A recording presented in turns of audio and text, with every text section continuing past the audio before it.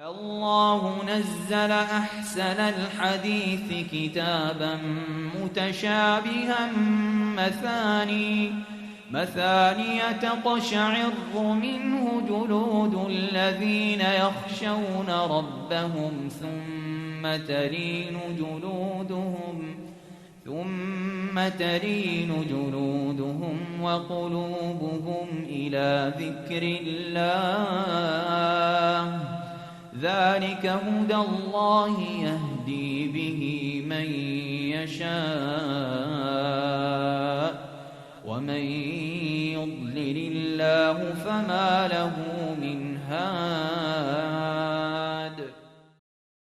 الحمد لله رب العالمين، والصلاة والسلام على سيد الأنبياء والمرسلين نبينا ومولانا محمد وعلى آله وأصحابه أجمعين.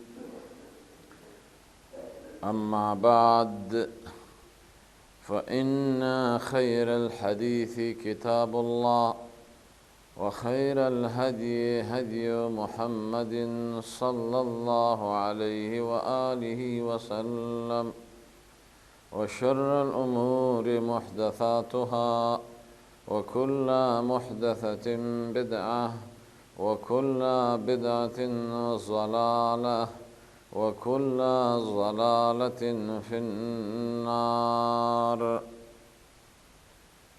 أما بعد، فأعوذ بالله من الشيطان الرجيم. فويل للمصلين الذين هم في صلاتهم ساهون الذين هم يراءون الناس ويمنعون الماعون. ډیرو قدرمنو مشرانو، کشرانو، ځوانانو، خویندو، میندو او د پیغام ټي وي تلویزیون چینل مینوالو، مشاهدینو، مستمعینو، السلام علیکم ورحمة الله وبرکاته. د نن ورځې درس زموږ او ستاسو په دې موضوع ده چې الوتر ومسائله، د صلات وتر موضوع ده او په دې کې چې کوم مسلې دي، احکام دي، امور دي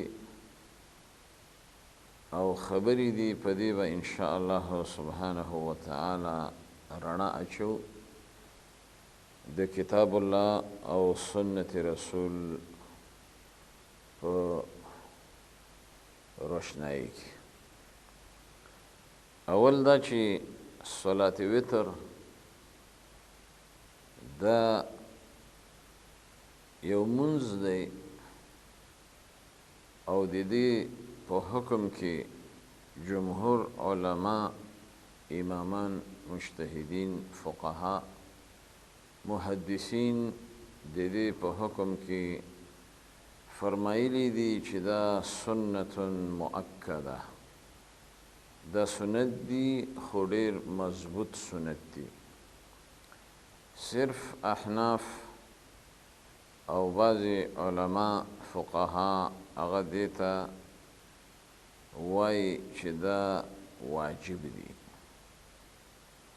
ځکه زموږ او ستاسو په معاشره کې په دې ذکر کېږي چې وتر واجبه، خو خبره د جمهور علماو هغه د دلایلو په رڼا کې هغه راجحه ده چې دا سنت دی، خو سنت مؤکد دی. وتر د دې په کولو کې او په ادا کولو کې او دغه شانته د دې په ترسره کولو کې باید سړی ډېر اهتمام وکړي، ځکه دا صلات وتر دا یو فضیلت لري، منقبت و غوروالی لري.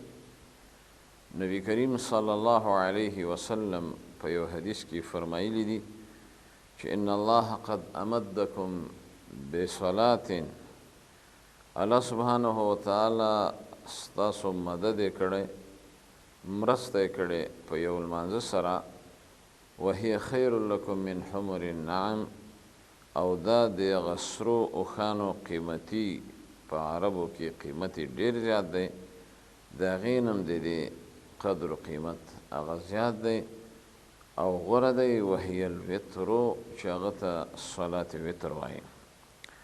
او د دې وجعلها لکم فيما بين العشاء الى طلوع الفجر، او دا ادا کیږي او د دې ادا کول هغه الله سبحانه وتعالی ګرځولی په مابین د ماخستن لمونځ او د سبا راختو پورې. دا حدیث امام ابو داود په خپل سنن کې ذکر کړی. بل حدیث کې دام راځي نبی کریم صلی الله علیه وسلم فرمایلی دي چې هغه به خپله وتر کوله او بیا به یې فرمایله چې یا اهل القرآن، ای قرآن والاو، ای د قرآن کریم لوستونکو، عالمانو، طالبانو، استازانو، اوتروا فإن الله وتر ويحب الوتر، تاسو وتر هغه کوئ، صلات وتر ادا کوئ، ځکه الله سبحانه وتعالی وتر دی، طاق دی، یکتا دی، ويحب الوتر، او د دې وجې نه مینه ساتي د دې صلات وتر سره. دا حدیث سنن نسائی کې موجود دی. د صلات وتر په باره کې مونږه دا خبره مخکې ذکر کړه چې دا حکم سنتی مؤکده دی د وجه د حدیث د ابو ایوب انصاری رضی الله تعالی عنه.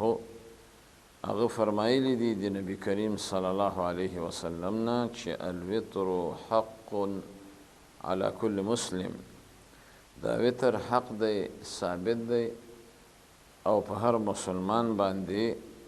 فمن احب ان یؤتر بثلاث فلیفعل، که څوک غواړي چې د وتر وکړي په 3 رکعاته نو دا کار دی وکړي، معنا 3 رکعاته وتر دی وکړي. ومن احب ان یؤتر بواحدة فلیفعل، او که څوک غواړي چې 1 رکعت وتر وکړي نو 1 رکعت هم کولی شي. بل حدیث کې داسې هم راځي الوتر لیس بحتم، وتر لازمی ندی، واجب ندی، کصلاتکم المکتوبه، پشان د نورو فرض منځونو، ولکن سنتا سنها رسول الله صلی الله علیه وسلم. دا د علی رضی الله عنه وینا ده، لیکن دې ته وایي سنت، هغه سنت چې د الله نبی صلوات الله وسلامه علیه ترسره کړي او رایج کړي.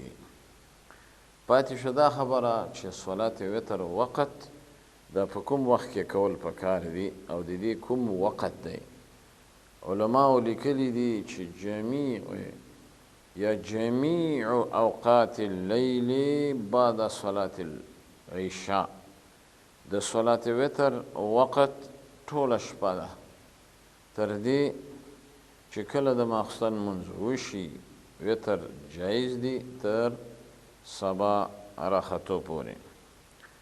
او یو روایت کې داسې هم راځي اوتروا قبل ان تصبحوا، مخکې د سبا د راختو نه صبح صادق چې ورته وایي وتر ادا کوئ. په یو بل روایت کې راځي اوتروا قبل ان تصبحوا یا اوتروا قبل الصبح، د سبا د راختو نه مخکې تاسې دا وتر هغه ادا کړئ.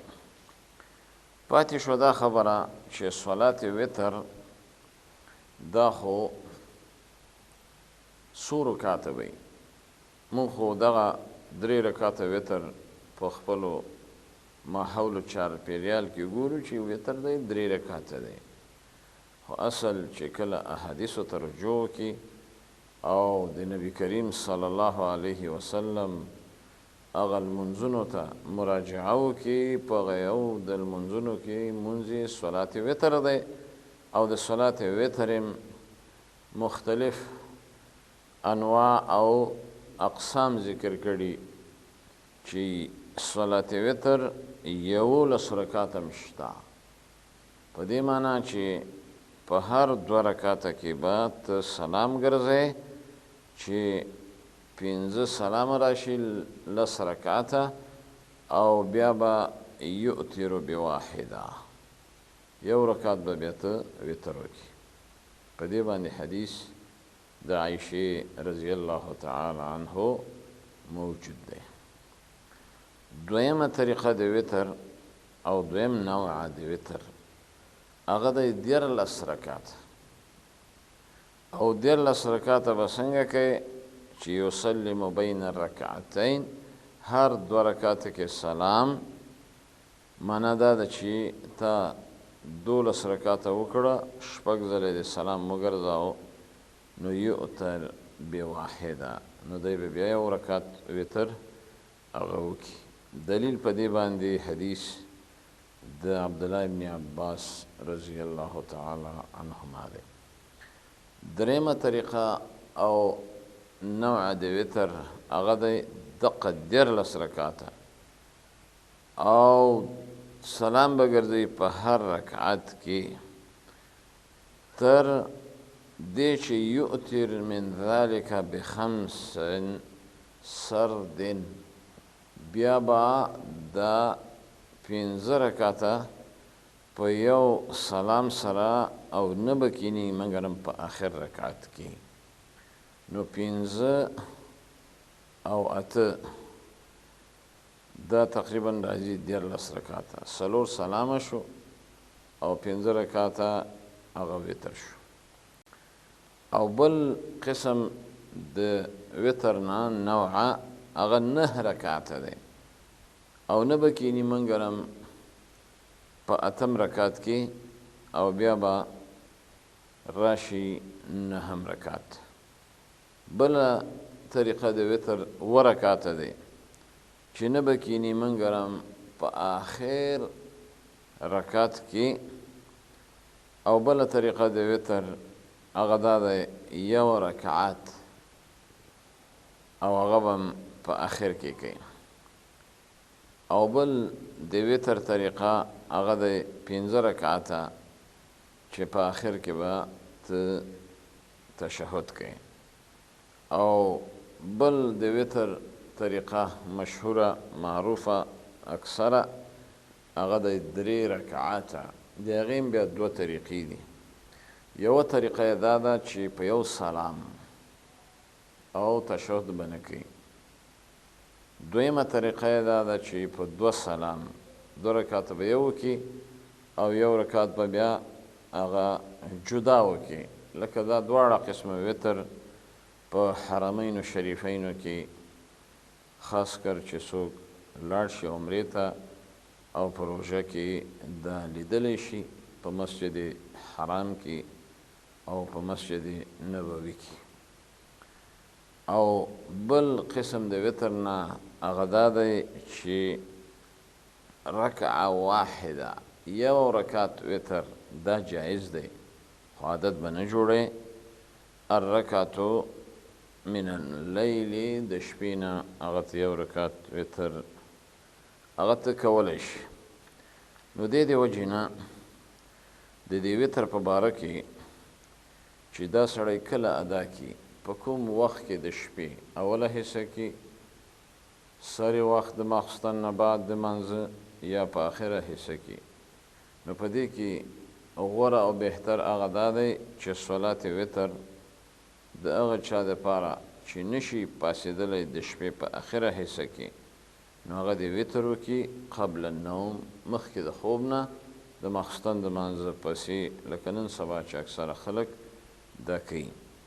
دلیل د ابو هریره رضی الله تعالی عنه حدیث دی، روایت دی، فرمایلی دی دا حدیث په بخاری مسلم دواړو کې شته.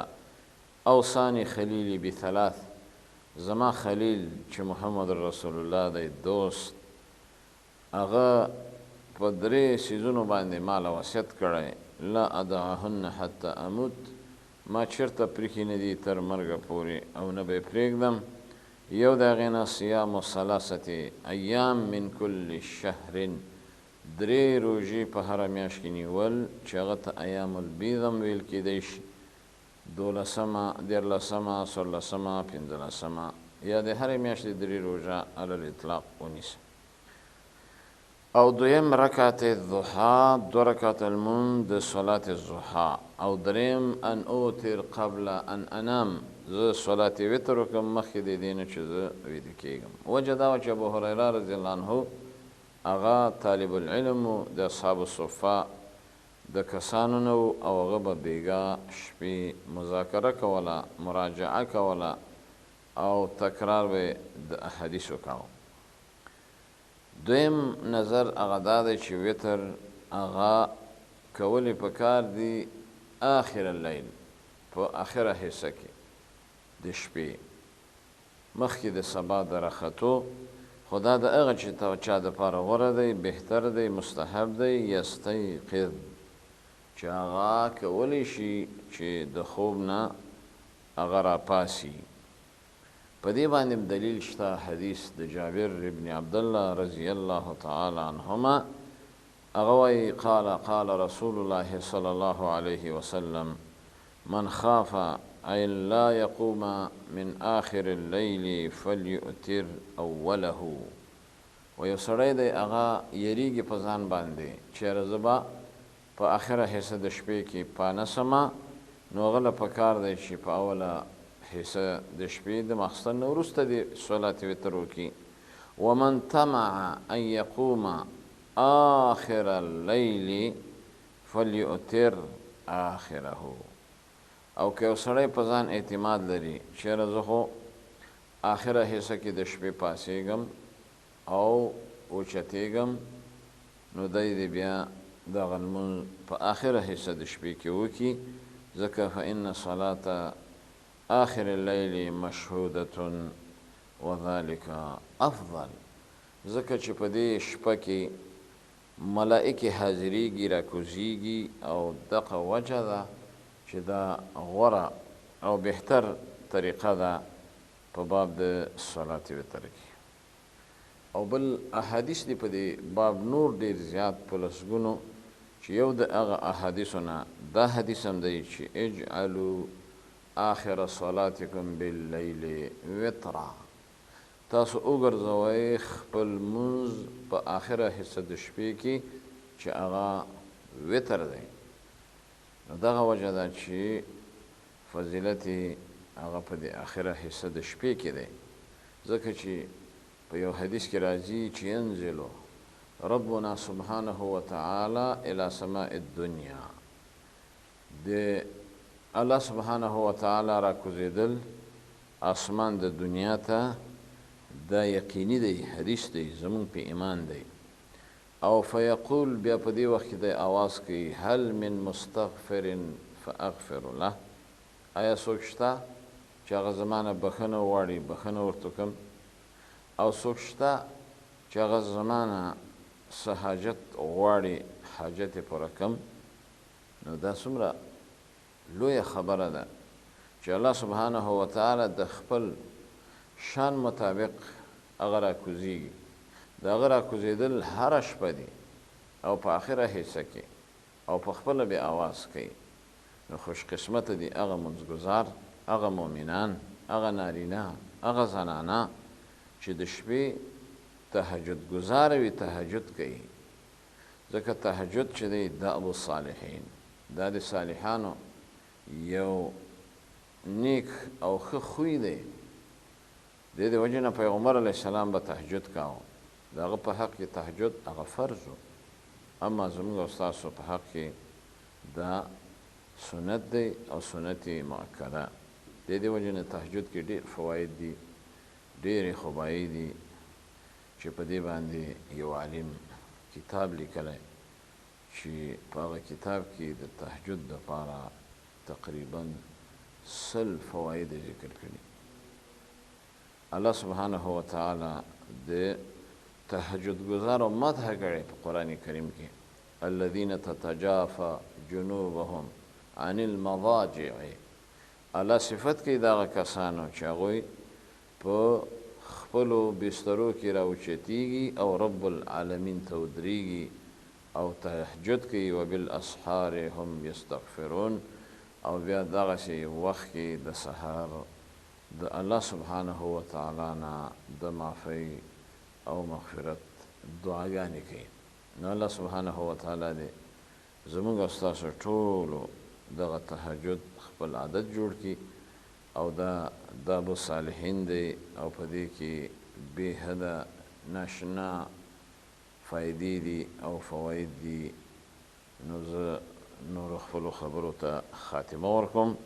الله سبحانه وتعالی دې زموږ او ستاسو دا لمونځونه، عبادتونه او تهجدونه په خپل دربار کې قبول کړي، او الله سبحانه وتعالی دې موږ او تاسو له د اعمال صالحه توفیق هر وخت په نصیب کړي. نورم په الله جل جلاله سپارم تر بلې حلقې پورې. فی امان الله سبحانه وتعالی. الله نزل أحسن الحديث كتابا متشابها مثاني تقشعر منه جلود الذين يخشون ربهم ثم تلين جلودهم وقلوبهم إلى ذكر الله ذلك هدى الله يهدي به من يشاء ومن يضلل الله فما